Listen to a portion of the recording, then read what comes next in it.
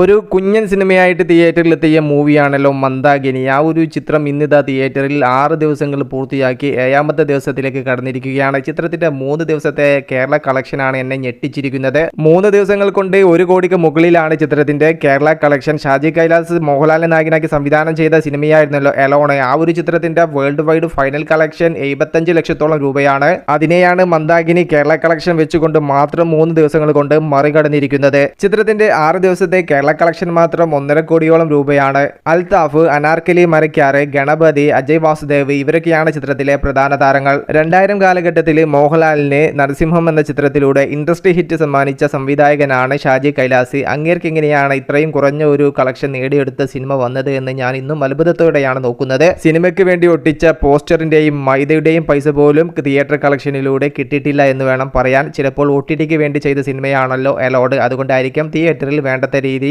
ആളെത്താതിരുന്നത്. 2023 തിയേറ്ററിൽ എത്തിയ സിനിമയായിരുന്നു എലോൺ. എന്തായാലും മന്ദാകിനി തിയേറ്ററിൽ പതിയെ താളം കണ്ടെത്തി തിയേറ്ററിൽ മുന്നേറുന്ന കാഴ്ചയാണ് നമുക്ക് കാണാൻ വേണ്ടി സാധിക്കുന്നത്. ഒരു ചെറിയ സിനിമ പതിയെ തിയേറ്റർ കളക്ഷനിലൂടെ തന്നെ സേഫ് ആവുന്ന കാഴ്ചയാണ് മന്ദാകിനിയിൽ നാം കണ്ടുകൊണ്ടിരിക്കുന്നത്.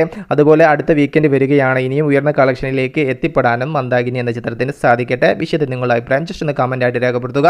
മൂവി പ്ലസ് മീഡിയ, ഞാൻ ജിനു ജിനാസ്. പുതുസായിട്ട് ആരെങ്കിലും നമ്മുടെ ചാനൽ കാണുന്നവരുണ്ടെങ്കിൽ സബ്സ്ക്രൈബ് ചെയ്യുക.